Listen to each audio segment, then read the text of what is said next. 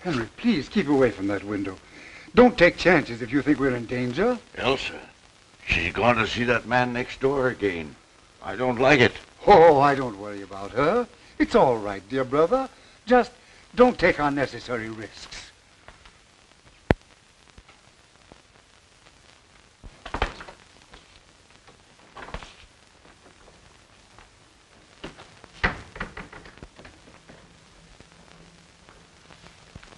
She's gone next door again. I know it. I saw her. Yes, sir. What you'd like to know, that's all. Good afternoon, Miss Murphy. How are you today? Fine, Miss Carson. Thank you for asking. Go right in. Hello, Mr. Bernard. Hello, Elsa. Sit down, please. I must have started something when I introduced you to Landis. Why? What do you mean?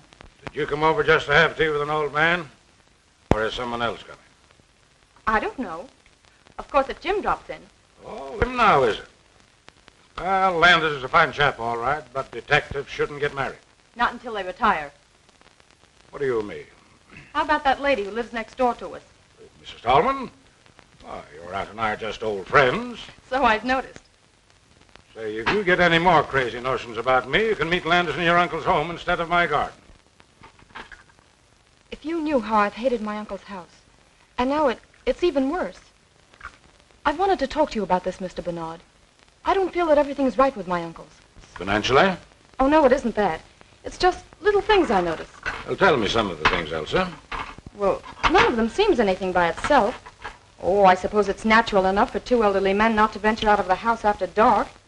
Anyone might hate to sit in a lighted room unless the blinds were drawn, and anyone might be nervous of burglars or fly into a rage at the mere mention of peddlers. Well, how long have they seemed nervous? I noticed it about 2 weeks ago. Have you any idea what makes them so nervous? There are rather mysteries in the neighborhood, you know.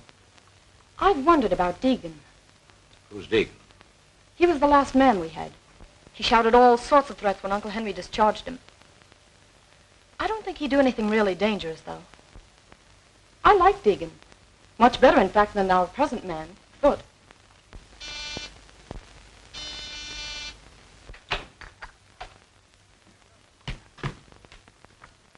Good afternoon, Mr. Bernard. Well, Hello, Elsa. Sit down. I'll pour you some tea.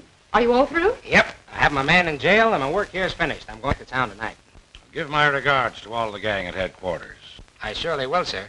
But don't think for a moment you're forgotten. The old-timers all hold you up as a shining example to me. They call me Sherlock Jr. Well, the old ways had certain merits. Don't disregard them entirely.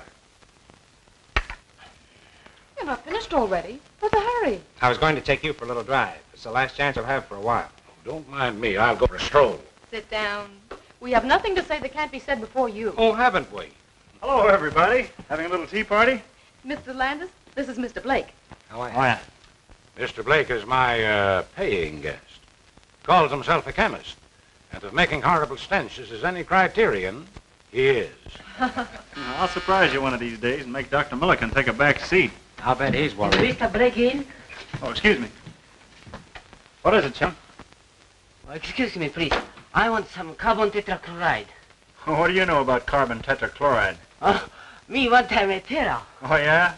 Come on out to my laboratory. Oh, thank you very much. Let's go before Blake gets back. Oh, he's not as bad as all that. But remember, this is my last day here. All right, run along then. I'll be seeing you again soon, sir. You don't have to tell me that.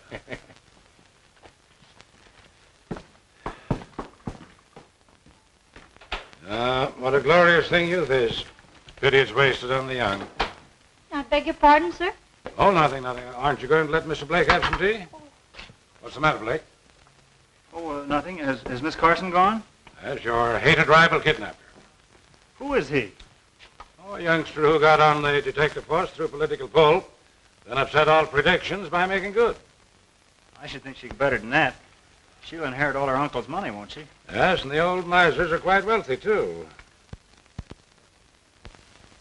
You said you'd see the way was clear for me, and you haven't kept your bargain. Keep a civil tongue in your head, you pup. You better talk to her, or... Or what? You'll find out.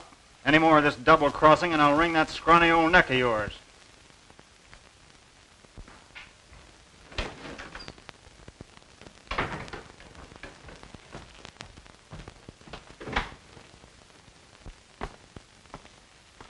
Won't you please say yes, dear?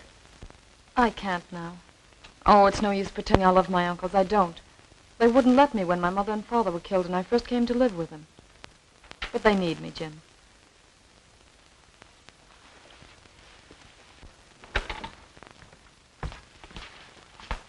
I saw you, you rake. Under my very nose. Now get into the house, you baggage. Hold on, sir. You must be crazy. I'll show you with a load of buckshot how crazy I am. Get out of here. Wait, Elsa! I'm going to marry your niece whether you like it or not. Over my dead body. That may be a prophecy. What's that? Excitement is dangerous to a man of your age.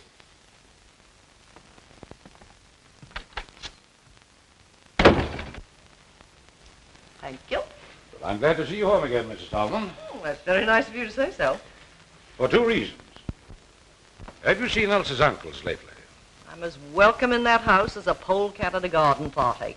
I only moved here to be close to Elsa. Oh, you're not their sister then? Heaven forbid. But Elsa's mother was. They wanted her to marry a scoundrel, but my brother stole her right under their very noses. They've never forgotten it. Yes? Mr. Landis to see Mr. Bernard. Hello. Pardon me. I was next door and saw you come in here. You know Mr. Landis, Mrs. Tallman. So you're the young man Elsa wrote about? What's the matter, boy? Elsa's uncle. I'm not going to have her subjected to those insults. What insults?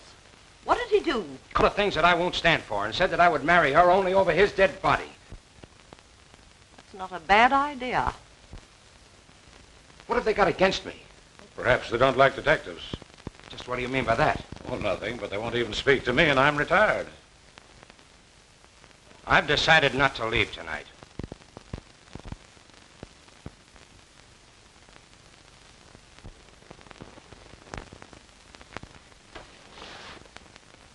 Henry, there's a man sneaking about the garden. What'd you tell me about keeping away from the window? What are you trying to do? Make a target of yourself? But whom are you afraid of, Henry? You'll know soon enough if you're not more careful.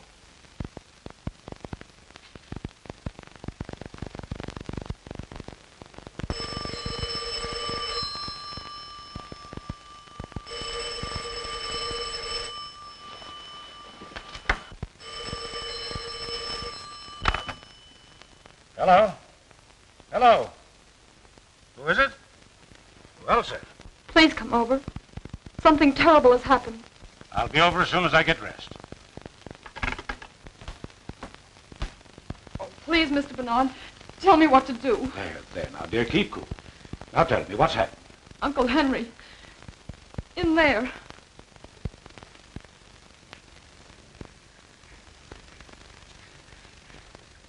Oh, no. I can't go in there again.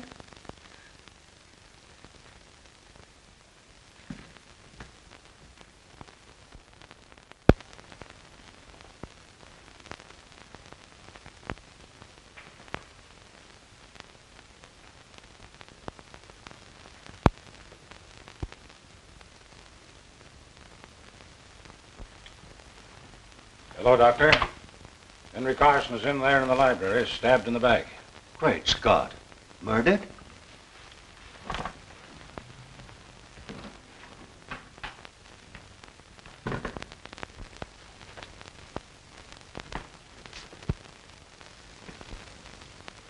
Good. Well, this is the one time I didn't expect to see you, as if you'd stepped out of a bandbox. Did you think I'd be wearing an old flannel nightshirt?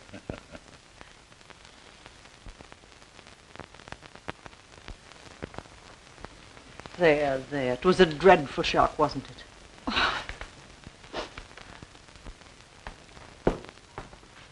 Come in and stay at the door, Jim. Well, I'm glad you're on this case, young fellow. Thanks. The body's in the library. There's Foote who first found it. Tell Mr. Landis all you know, will you, Foote? Unless you'd rather look in the library first. Anything you suggest. I suppose you'll take charge. Oh, no. I'm on the shelf, but I'll help you if you want me to. Thanks. What do you know about it? I woke about 2 o'clock, sir. It was very warm, so I got up and opened the window. I saw the light from the library shining on the lawn, so I came downstairs.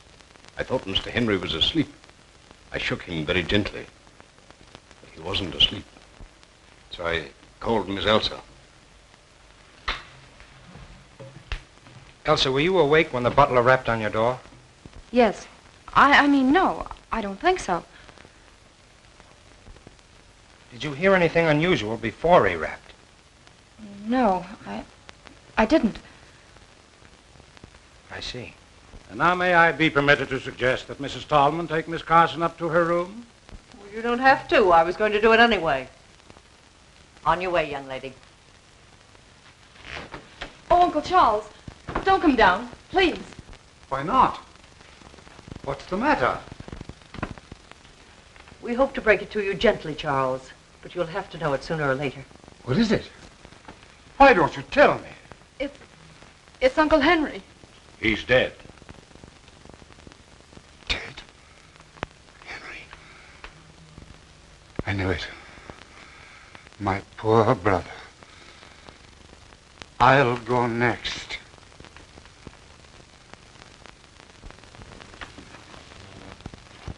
Do you think the stab in the back was the cause of death? Naturally. But this was done with a fine instrument, which accounts for so little superficial bleeding. There was none. The edges of the cut in his shirt and undershirt were bloodstained. Yet if the instrument reached the heart, there would be blood on it when it was withdrawn. If it reached the heart. Young man, I'm short of sleep. Good night. If it reached the heart.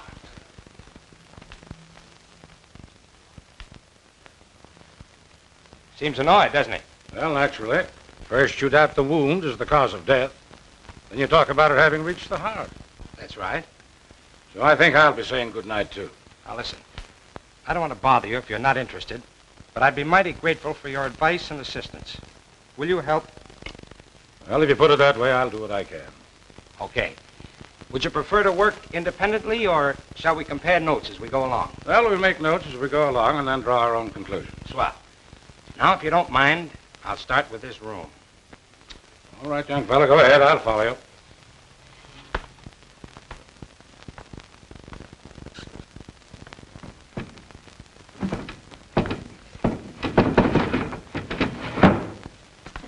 Evidently, the murderer didn't come in by the window. Well, there's no sign of a struggle.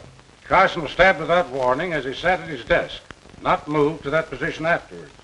I'm with you on that.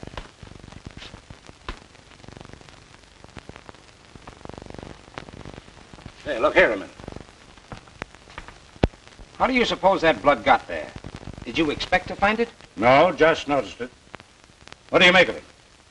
I don't make anything of it unless someone cut himself accidentally.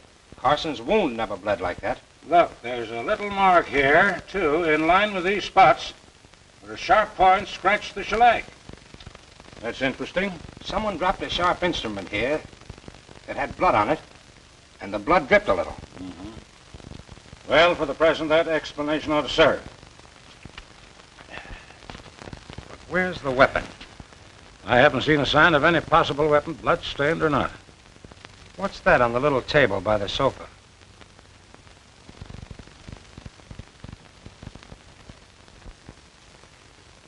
An empty scabbard. It doesn't look as though it would fit the weapon that inflicted the wound. Possibly not. And that's interesting, too. But where's the weapon that belongs to it? Might be worth finding out. Well, we'll look into that tomorrow. Meanwhile, is there anything more you want to do tonight? I don't want to keep you up, but I'd like to sleep on this with as much information as I can get. You know more about the household, and you were here first. All right, come over to my house, and I'll give you 15 minutes.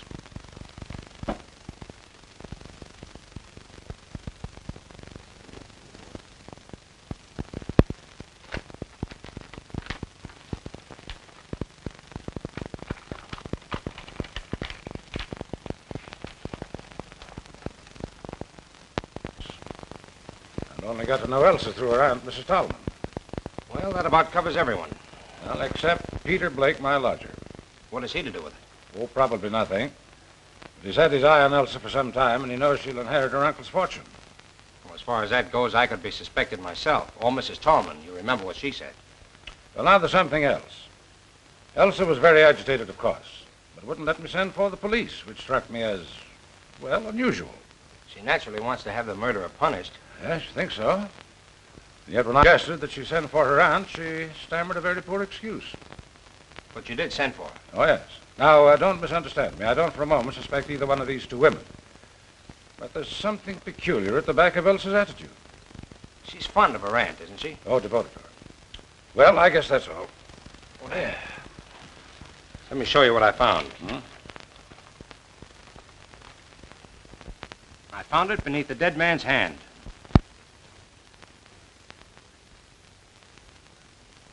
Interesting. What else?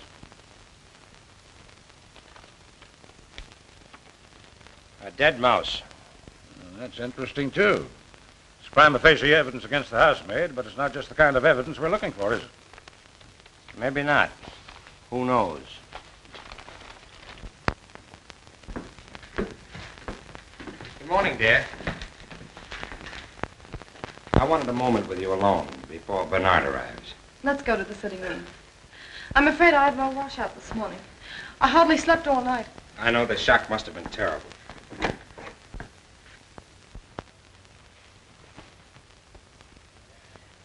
Jim, I'm terribly upset. There, don't worry. We found a number of clues. Mr. Bernard. Just wait outside. Well, good morning, dear. Good morning. Any inspirations in the night? No, but I've arranged for the autopsy and had a look over the grounds. I was just going to ask about this man Deegan. Do you think he had anything to do with last night's tragedy? I don't think so. I don't know. Of course not. Elsa, were your uncles still engaged in business? I believe Uncle Henry wasn't away. They seldom went out, but Uncle Henry wrote a good many letters. It was he who handled the details then. I suppose so. But you know nothing of the nature of their business. They never talked much of it. Some real estate investments, I think. You never overheard them mention an enemy? No, I never have. Would it be possible for us to see your Uncle Charles for a moment? Oh, no, you mustn't. Please, don't disturb him now.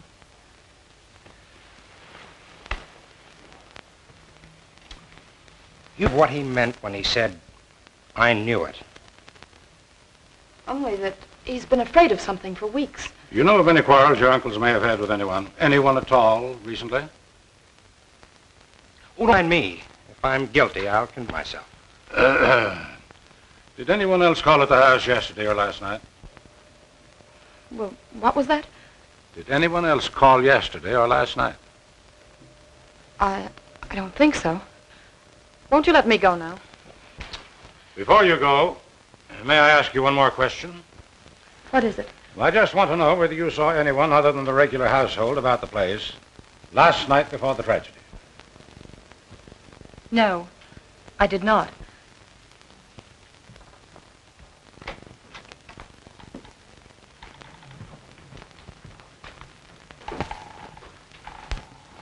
Come in, Put.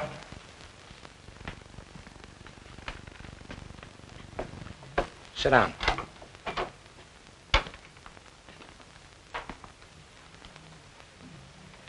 I have a few questions to ask you. This is unlocked, Foot. Did you lock it last night? No, sir. Miss Elsa is in the habit of doing that before she retires. But you locked up the rest of the house. Yes, sir. When I retired, the cook was reading in the kitchen. Mr. Henry was in the library, and Miss Elsa was in her room, I believe.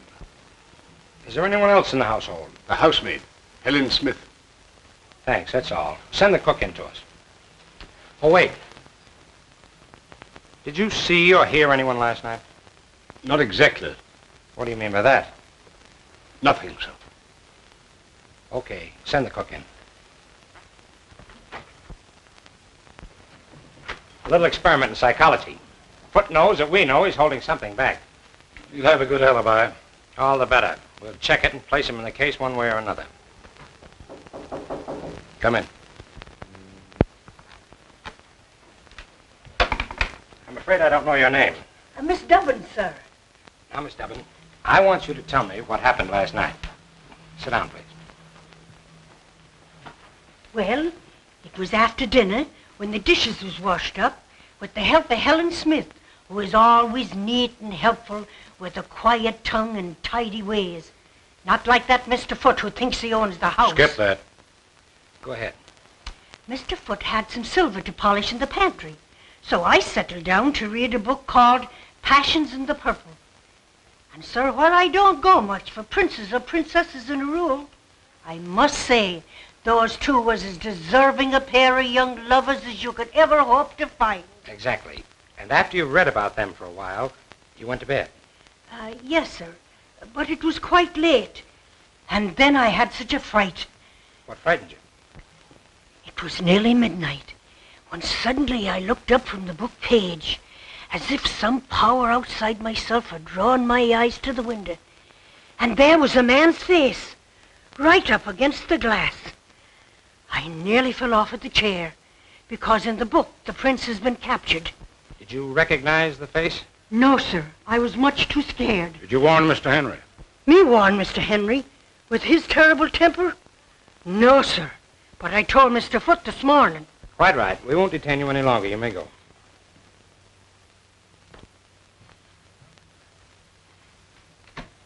Well, that's that. What do you make of it?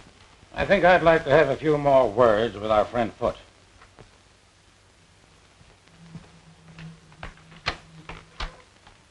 Foote! We find we have a few more questions to ask you. Yes, sir? Have you put down any poison against rats or mice lately? No, sir. I didn't know of any having been put down.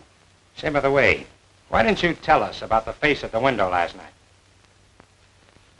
Slipped my memories. A few minutes ago, I asked you whether you saw or heard anyone last night. You answered, not exactly. Well, sir, I told you that I woke up shortly before 2 o'clock. But I woke before that, around midnight, I believe. I was awakened by voices. A voice, anyway. Did you recognize the voice? Did you recall any words? No, sir. But I felt sure I'd been awakened by a voice. Did you get up? No, sir. Why did the murdered man fire Deacon? Sure I don't know, sir. What hold did you have on Henry Carson to make him fire a good man without cause, just to make a place for you? You'll excuse me, sir, but I don't know what you're talking about. Did you ever hear of Foxy Wilder? No, sir. That's all. Send in Miss Smith.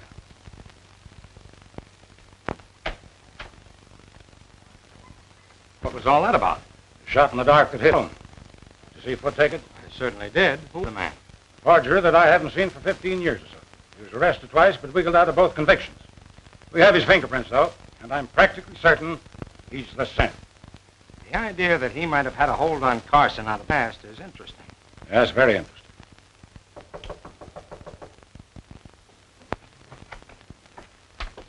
Take a seat, Miss Smith. I know nothing about the murder of Henry Carson. I was in bed and asleep by 10 o'clock. Miss Smith, did you sweep the library this morning? I did not. It was swept the day before. Did you dust the little table by the couch? Of course I did. Did you see the dagger there in its scabbard? Of course. To whom does the dagger belong? To... Why? We're asking questions. To whom does the dagger belong? I haven't any idea. Does it belong to Miss Elsa? Well, if you're trying to accuse that poor innocent girl... Does belong to Miss Elsa, eh? I haven't the faintest idea. That's all, Miss Smith. You may go.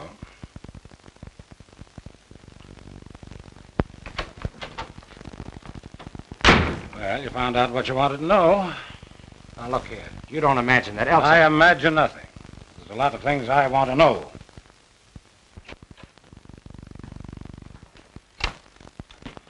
Hello, what's up? Who? Henry Carson. He was a friend of yours, I believe. Well, I just knew him, sir. What are you, doing here, Mr. Blake? Oh, just experimenting.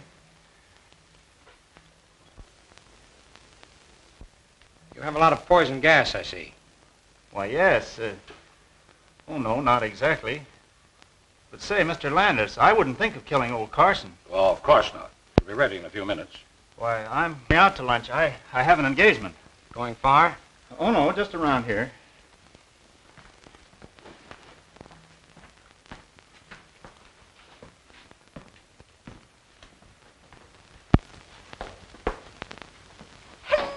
Well, you've just missed lunch.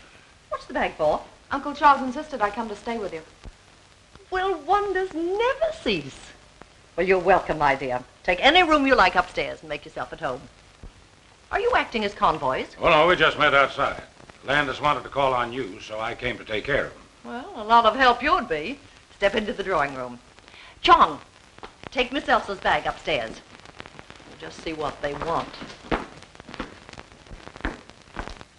Sit down.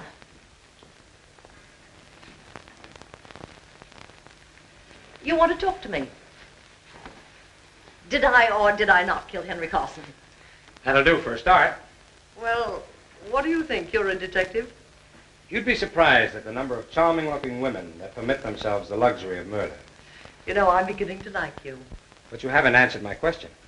I'm not going to, young man. Find out for yourself. I'll admit I once shot a man, but it was a very poor shot and I was terribly ashamed of it.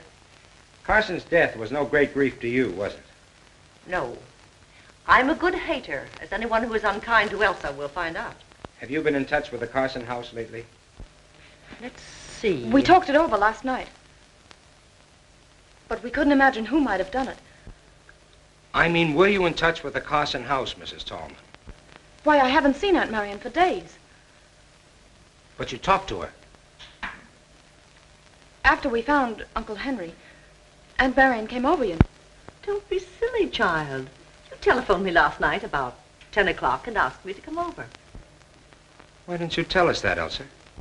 What is telephoning my aunt to do with the murder? It might have a lot to do with it. Did you go? No. I knew that a row with her uncle would just make matters worse for her. Was it because of the incident between your Uncle Henry and me? Yes, he was much worse after you left. Now, you mustn't let our visit upset either of you. Oh, certainly not. But on the other hand, Mrs. Tallman, I must ask you not to attempt to leave town. I have no intentions of leaving town. You'll find it very hard to arrest me while Chong is still with me. Good afternoon, gentlemen.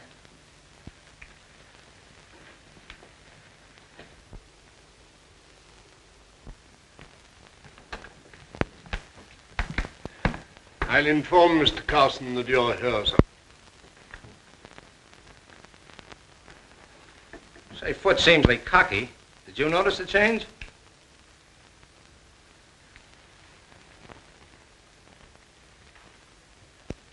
What's the matter? Never going to speak to me again? Look here, young fella. What is the idea of that last crack to Miss Stallman? Too bad if it turns out to be her.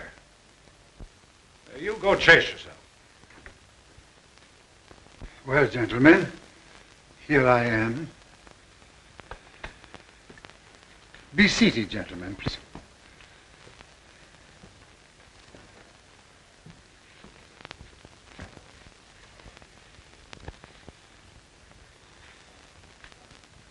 It's very kind of you to give us this info. We have no definite clue as yet, so we've been forced to come to you for help. I'm afraid there's little help that I can afford you. You see, my brother was a good man, but he had a violent temper, which made him many enemies. Cause for your nervousness of late. Figure sneaking about the grounds. Yeah. And at what time? I was reading in my room late at night. When I put out the light and opened the window, I figure there by the hedge. Did you describe the man at all? No, it was too dark. Did you hear anything last night? I was very tired and I didn't wake up until Foot called me. I'm sorry I can be of so little assistance, but I'm here. Apprehensive yourself lately, haven't you? You said something about being the next to go. Yes. I regretted those words the moment I had spoken them. I had wished to frighten Elsa more than she'd been frightened already by the tragic fate of her brother. Mr. Carson, what do you know about Foot, your butler? Why, almost nothing. My brother hired him, I think, because of a letter that he wrote asking for a position. Foot is a friend out of the past. Yes, I suppose so, Mr. Bernard. I felt that sometimes he presumed upon it a little. Mr. Carson, I have one more question to ask. We found no trace of the weapon yet. Searched the house, Of course, gentlemen.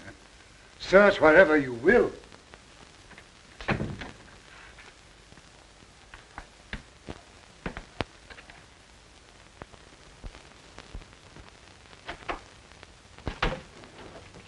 No use looking in there. If it were hidden among her clothes, she'd have found it herself.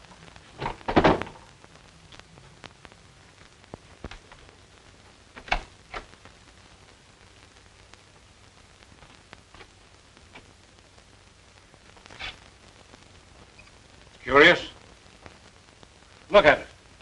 What about it? Why, look at it. Elsa never wore a dress like that in her life. Well, maybe it belonged to her mother. Take a good look, will you, Landis? This dress has been worn recently. And look, the bottom of the skirt is muddy. The mud isn't quite dry, see? See, you're right. There's another odd thing. Look at that cuff. Singed. Quite recent, too. Elsa must have been doing some cooking. Yes, and put her whole arm in the stove. Look at the length of that skirt. And another thing is too big for her. Looks more like a dress Mrs. Tolman might wear. I believe it'd fit her. I'm going to have a look at that stove. Meet you downstairs.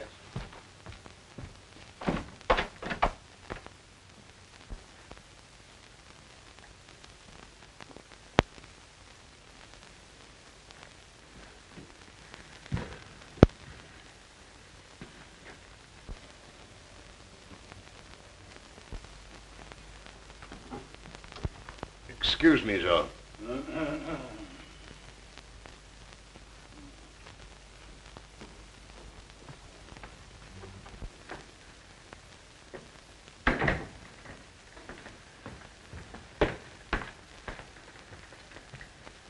I thought Foot was here.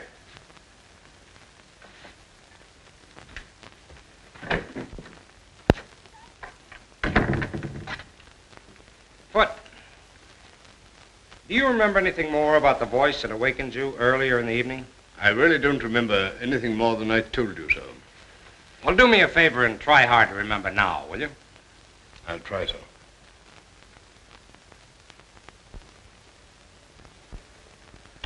It's no good, sir. I really can't remember, and I don't want to lie about it. All right, keep on trying.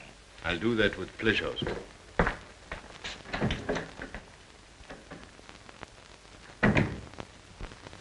No, I can't say that I noticed anything peculiar about the library chandelier. Well, I did. When we were waiting in there for Charles Carson, I happened to look up at it. One of the gas jets was fully open and parallel with the pipe. But great Scott, man, we would have smelled it. Oh, no, we wouldn't. The cook tells me that Henry Carson had had a scrap with the gas company and it was shut off all over the house. She uses a coal stove. That's how I found out about it. Well, what harm could it do then if it were open? When I went in to speak to Foot, it was closed again. But who would have touched it? Was Foot in there long enough to have turned it off? Oh, quiet. What on earth has that got to do with the case? You don't see the connection? No, frankly, I don't. Well, possibly not. It was just a crazy idea I had about Blake. Mm-hmm. I don't take much stock in this affected humility of yours, young fella. Come on now, what's the connection? We'll see. Oh, I think the facts out of the cook that the man at the window looked like a foreigner. Wore a cap, had gray or blue eyes, an unshaven face, and a black mustache. A complete description. Either she was lying in the first place, or she's made it all up. No, she didn't know she knew it. And we'll have no difficulty in finding it. Want me to do it? I'd be glad if you would. And now, before I leave, I think I'll pay Mr. Blake another little visit.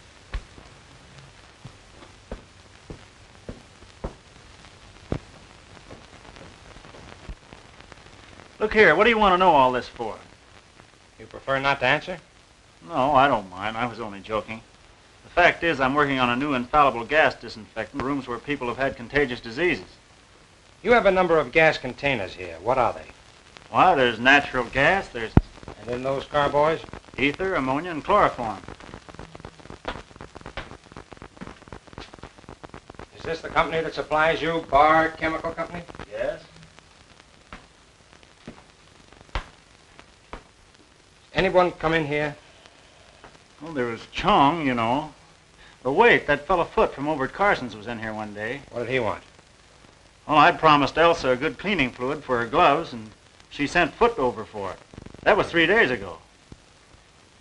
What time did you go to bed last night? Oh, about 20 minutes after 11, I think. You didn't go out? No, of course not. You're lying, you know. What makes you think so? What time did you go out? Oh, about 10:30, I guess. No harm in going out for a breath of air. Where'd you go? Look here, you haven't any right to come here trying to third-degree me. You don't care to answer? No, I don't. Very well. Well, wait a minute. What are you going to do about it? Nothing for the moment. But when you get ready to tell me what you were doing on the night of the murder, let me know.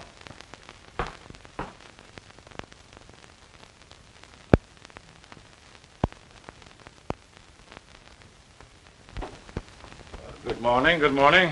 You're an early bird. Or haven't you been to bed? You realize this is the third day now and we're just about where we started? Oh, I wouldn't say that. Well, I'm anxious to hear what you found out yesterday. Good. Sit down then. Oh, by the way, I checked on Deegan. The people who employ him were giving a party that night, and he was on duty until 4 in the morning. So that eliminates him. Well, I had better luck. I expect to produce the face at the window today. How? Through Briggs, the man Henry Carson was writing to. He's their real estate agent, and none too honest, I fear. I found out through Briggs that the Carsons own a number of tenements that he bought for them under an assumed name. He also admitted that there have been a number of fires in those buildings lately. Obviously sapphire bug. Were the buildings heavily insured? Yes, but that doesn't seem to be the angle. In fact, Henry Carson told Briggs to take steps to stop the fires. Briggs engaged a private detective, but the fires didn't stop. There was an attempt at firing one of the buildings on the very night Carson was murdered. What time? A little before midnight. Well, then the same man couldn't have killed Henry Carson. Yes, he'd have had time, only it wasn't a man. A woman? The private detective described her as being tall, dress of some dark material, small hat and a veil. She moved with a free, swinging stride, like a woman who'd been used to an outdoor life. But that's extraordinary. The description fits Mrs. Tallman.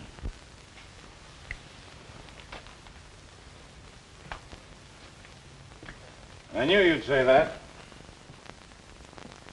I asked Charles Carson if he had any clue to the firebug. He's got someone in the back of his mind, but he wouldn't say. Though he hinted that the firebug and the murderer might be the same person. You think Mrs. Tallman couldn't have done it? That dress in Elsa's room. Well? If she had just escaped arrest and thought somebody was following her, and instead of making for her own home, she made for the Carsons, Henry Carson admitted her and swore at her for disturbing him. His voice, or hers, woke Foot. In the heat of the moment, she picked up the dagger, stabbed Carson, then hurried to the hall. Now let's say that by that time, Elsa had come out into the upper hall, and so Mrs. Tallman pulled herself together, went upstairs to the girl, and borrowed another dress to go home in, leaving hers with the cinched cuff. So you figured that you put two and two together, eh? His attitude? Yes, but it wouldn't explain the face at the kitchen window, which is an exact description of one of Carson's and our tenants, a man who lost his wife and child in one of the fires. Let's go see Foot. Good morning, Doctor. Yes, and I was here very late last night. Carson's in pretty bad shape. Now, what's the matter with those servants? I've rung 3 times. Oh, good morning. Takes you a long time to answer that bell. It isn't my job to open the door. It's Foot's. Will you send Foot to us, please, Miss Smith? Yes, sir. Will you wait in the library?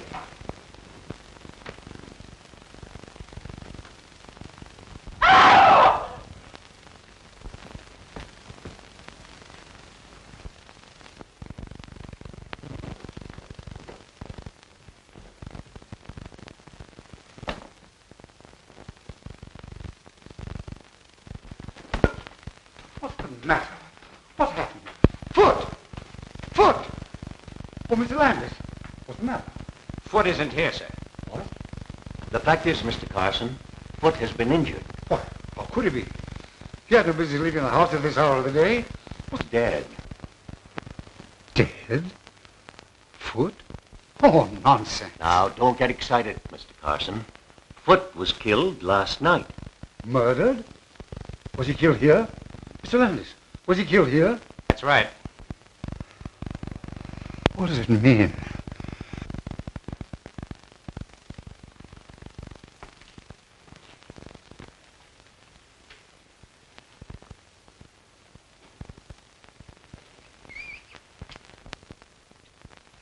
Here, Landis.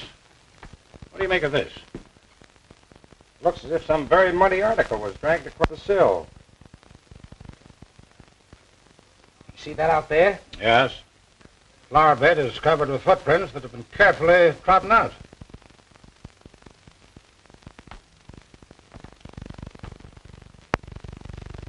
Did you look at... Oh, traces of... Your eyes are better than mine, young fellow. He must have dropped his dagger in the mud. Or buried it after the first murder and dug it up again for this one. Another murder, all right. Exactly. He's been dead probably 7 or 8 hours. He died instantly, or very nearly so. The wounds are very similar, and were probably made with the same instrument with which Henry Carson was stabbed. Yeah, just a minute. Where are you going? Let me go. Keep your hands off me, Jim Brooks. What do you mean, poking your nose into other people's business? Asking me where I'm going and Stop that noise. You want Mr. Carson down here again? Well, I'm not going to stay in this house to be murdered, too. Go back to the kitchen. If you try to leave this house before I give you permission, I'll put you in jail.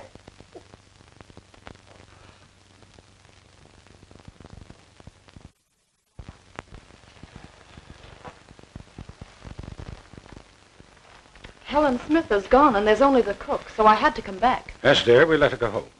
I've questioned both those, and they can't throw any light on the case. Now, I want you to trust me, Elsa. I do trust you, Mr. Bernard. Then I want you to tell me how you knew that your aunt came here at a late hour the night your uncle died. I can't. You'll tell Jim, and he already suspects Aunt Marion. She told me so. Now, my dear, you've asked me to help you, but you won't help me. I want to prove a record is clear, but I can't do it unless I know everything. I suppose I ought to trust you. I know you wouldn't say that just to find out. No, I wouldn't. All right. I got up to get a drink of water, and I heard the library door close and looked downstairs. What time is it? A little after 1 in the morning. What did you see? It seemed so treacherous. I saw my aunt. Was there a light down? Just a dim nightlight. But I called out, Aunt Marion. Yes, what did she say? She didn't say anything. She put her fingers to her lips. Then she waved me a kiss and hurried out the front door. What sort of clothes was she wearing? Something dark. A dark brown or green dress and a small hat. Could you see her face? Not clearly. There was very little light, and her face was in shadow. Well, could it have been the figure of the housemaid? I suppose it might. Oh, no, it couldn't. Aunt Marion waved a kiss to me. Helen would never do that. Could it have been the cook? No. Oh, Mr. Bernard, do you suppose it wasn't my aunt after all? Well, she didn't speak. And one might have the presence of mind when you called out Aunt Marion to play the part of your aunt. I hope you're right. I couldn't believe Aunt Marion would do anything so horrible. Oh, neither could I. But in the meantime, don't say anything about it to anyone, especially Mrs. Tallman. And don't worry. You are a comfort and a darling. I want you to promise me that you won't arrest Mrs. Tallman for 2 or 3 days. I'll call it a hunch if you like. All right, sir. I'll take a chance on your judgment. What are we doing here? I'm going to have another look at that dress.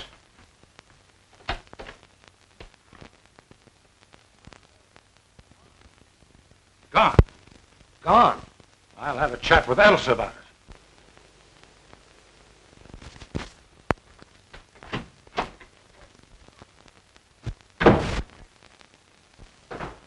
Here's your man, sir.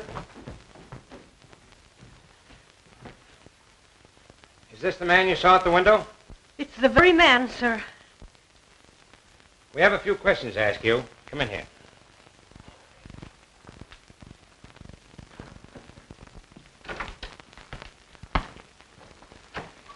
Sit down.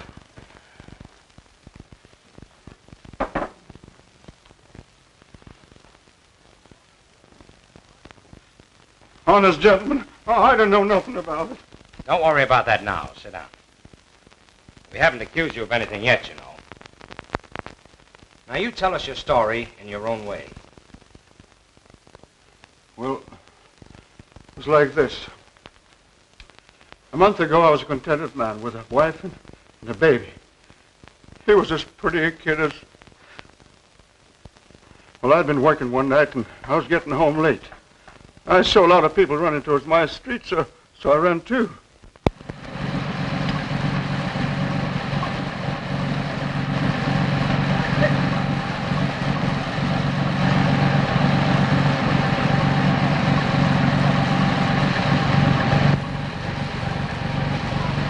Get back there.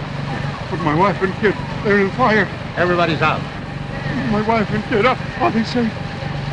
There was a woman and kid, but they took them to the hospital. Hospital?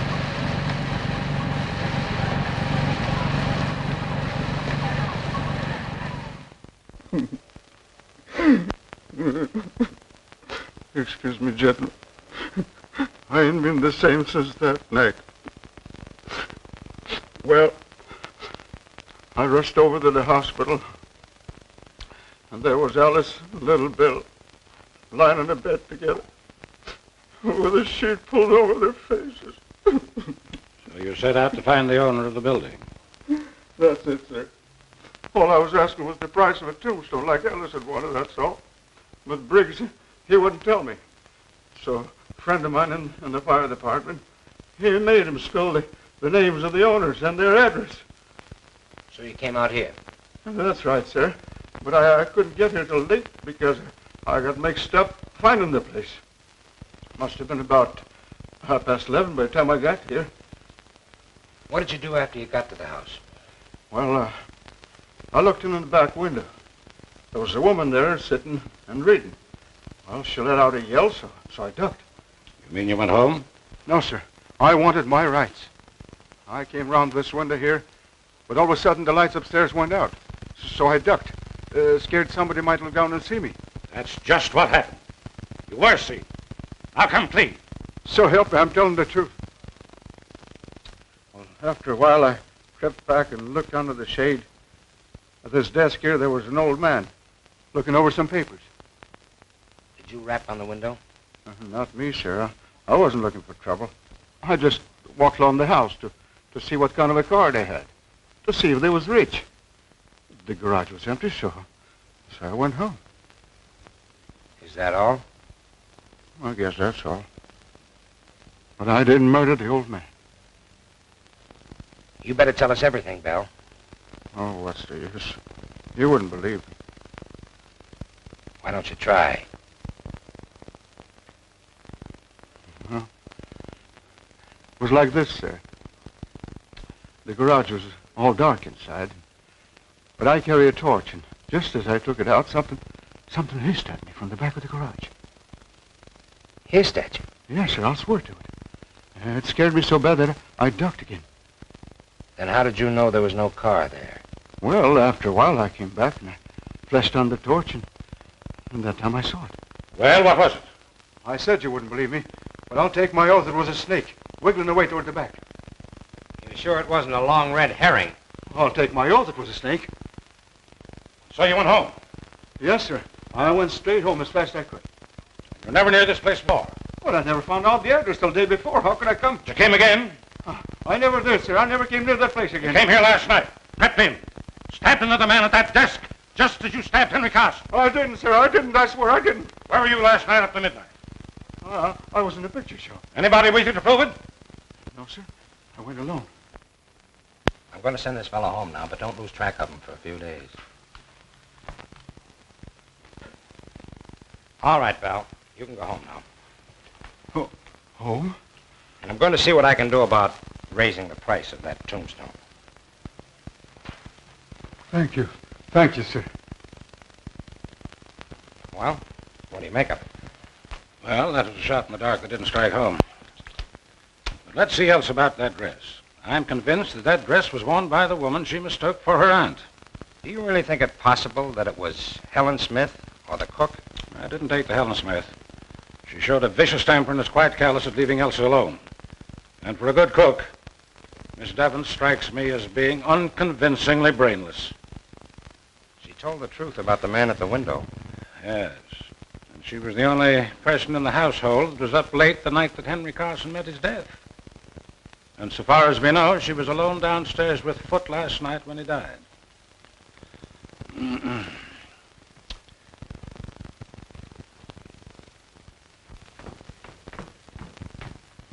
where are you going with this? To the kitchen, sir. And the incinerator, I suppose.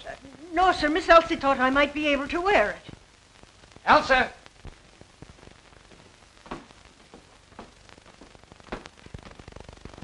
Did you give this dress to the cook?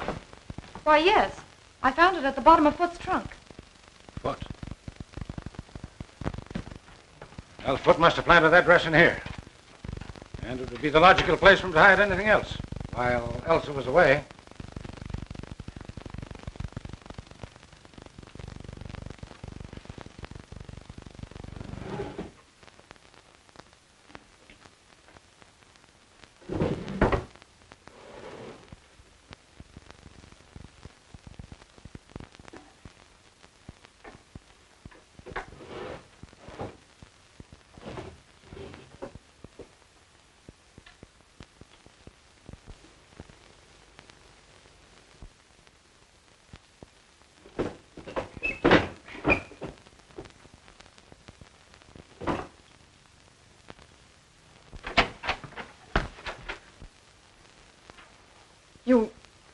You found it. Yes, Elsa, where you hid it. Oh, I know I shouldn't have done it, but it lay there. Where? It lay on the floor of the library. Foot hadn't seen it, so I sent him for water. Then I ran upstairs and threw it in my wardrobe. That's why you called Mr. Bernard from upstairs, but why did you hide the dagger, Elsa? Oh, don't you understand? I thought I had seen Aunt Marion leaving the library. When I saw that dagger covered with blood... Then you washed it and later hid it in the drawer. You did a very foolish and dangerous thing. Oh, it wasn't as bad as all that, dear. There are other clues, you know. I'm sorry. But I'm not frightened anymore. The gentleman from the chemical company wants to see you, Mr. Landis. Oh, thank you. Will you come too? Excuse us, dear.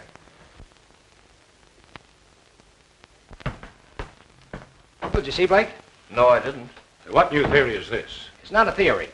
I had the chemical company send out Mr. Watson here to examine Blake's laboratory. Well, what'd you find, Mr. Watson? The pressure is good in all the gas tanks except the carbon monoxide. Which means? That most of the gas has been drawn off. Well, could it have leaked out? Our tanks don't leak. Somebody might have left the tap open a little, but if he did, he'd be lying around there somewhere. Well, that's all I wanted to know. Thank you. I'm glad to help you if I can. Well, you've been holding out on me, eh? Not on facts. Only theory. Carson's wound didn't bleed. That's why I made such a point of whether it reached the heart or not. My idea was that when Henry Carson was stabbed, he was already dead. The autopsy showed a scarcity of oxygen in the lungs. In that case, the wound wouldn't bleed at all. It didn't. But let's take the evidence in order. First, there's the mouse. The little beggars never die out in the open unless they've been poisoned, but nobody had put down any poison. Well, where's the connection? Suppose that Henry Carson had been sitting quietly at his desk, and Mr. Mouse ventured into the middle of the room. Then let's suppose that death suddenly gathered both man and mouse at the same instant. Carbon monoxide. Suppose we see if your lodger is in.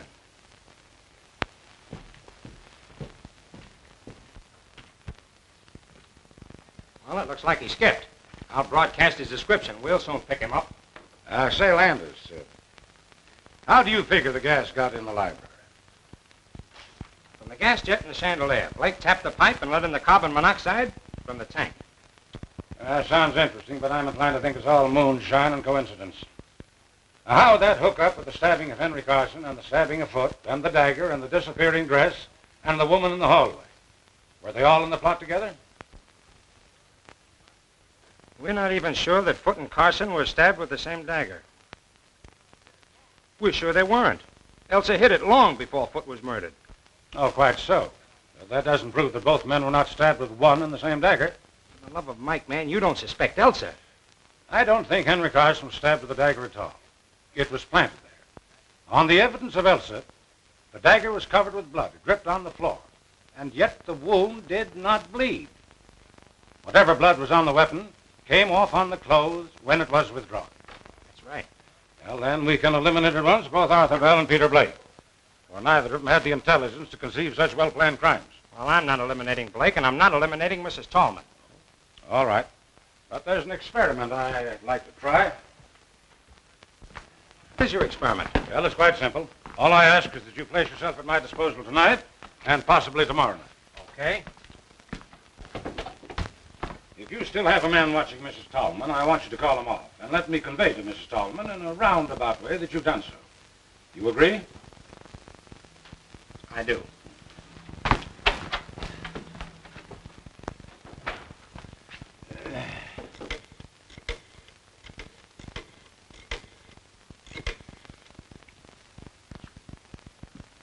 Hello, Elsa. Well, I think I have some good news.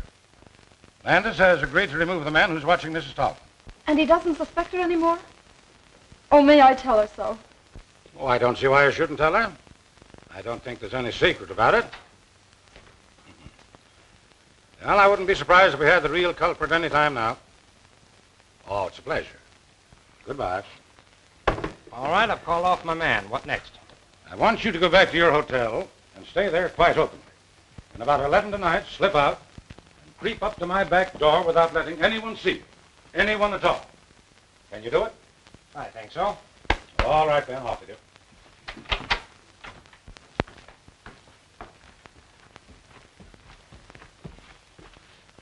I'm going to undress. You wait here until I come out again.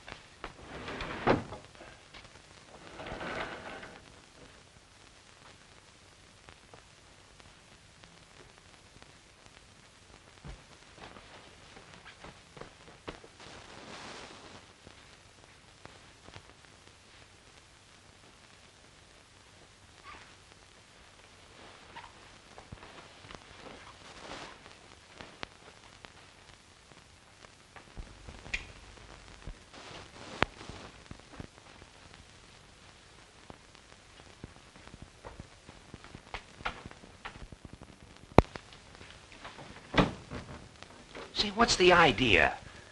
That's the experiment. Don't talk, not a sound.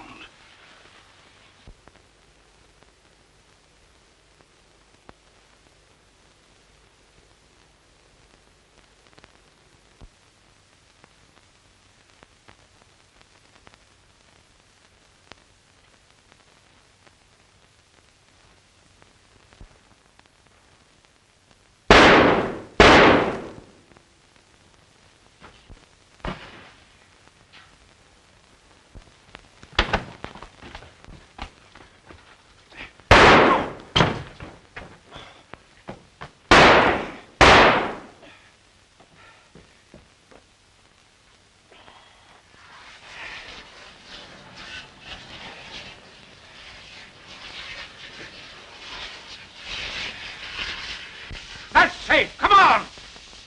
Are you hurt bad? No, just brace me. Hurry, we must catch it.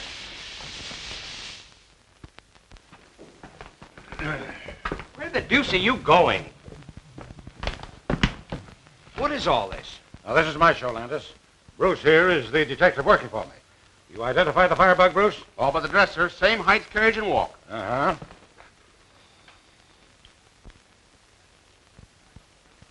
Mr. Landis, I know that I've done wrong. Would you tell me, please, if I'm to be incarcerated tonight or permitted to sleep here? What do you think we're going to charge you with? Well, dressing as a woman, I know it's illegal, but I wanted to find the murderer of my brother. We're saving you the trouble. We're charging you with the murder of your brother and the murder afoot, setting fire to your tenements, and the consequent death of Martha Bell's wife and child. Ridiculous. You know that I was in my room, and at what hour I put out my lights. Yes, I found the clockwork arrangement that put out your lights. Now I'm going to find the dagger with which you stabbed your victims. That was a smart idea of yours, planting the dagger smeared with your own blood. You see, I saw the first morning that you had adhesive tape on one of your fingers. Lies, lies, Mr. Landis. How long is this farce to continue? Until you confess. Come on, Landis. Let's find that dagger.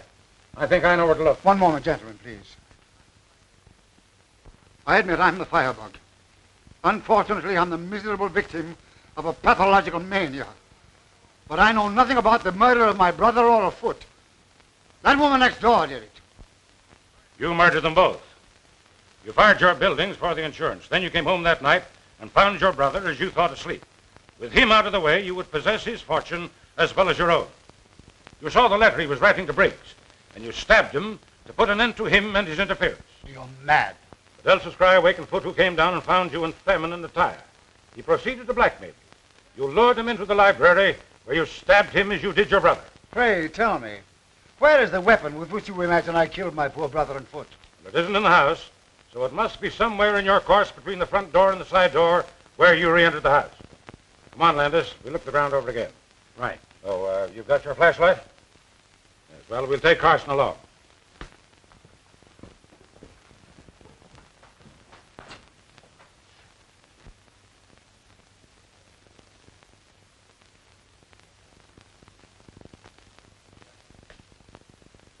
Look there, Landis. Doesn't it seem strange that such a tall plant should be tied to such a short stake? That stake? That wouldn't help it any. Bruce, pull it up and let's have a look at it.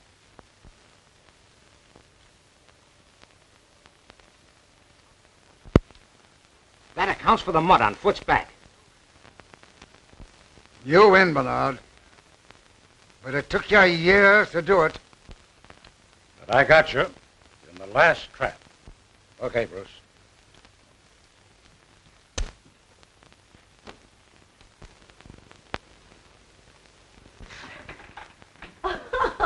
Cleared at last, and you're foiled again, Jack Dalton. I'm sorry, Mrs. Dollar. Oh, forget it. I suppose you want to talk to the mastermind. Yes, but I wondered... Oh, I know what you're wondering. I'll just see if she's presentable. She's had quite a shock, you know. Yes, she must have had. You'll find Sherlock in there. Thank you.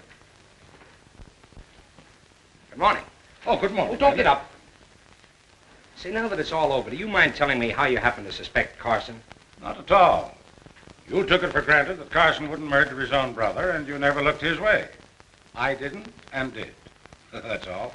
Well, that's not all by a long shot. But I believe congratulations are in order. Oh. But don't forget, you must congratulate me, too. For what? Because I've got the man who really killed Carson. Blake? Yes, again. Say, what is this, a game? Where is the real murderer? I have him by the hand. Are you trying to kid me? I'm not kidding. You killed Henry Carson. I never could figure why Foot should turn back that gas jet in the library. It didn't make sense. But you were there, too. It was easy for you to enter the library while I was talking to the cook. Go ahead. Carson's last words when he was caught implied that you had known each other before, but you were certainly not old friends.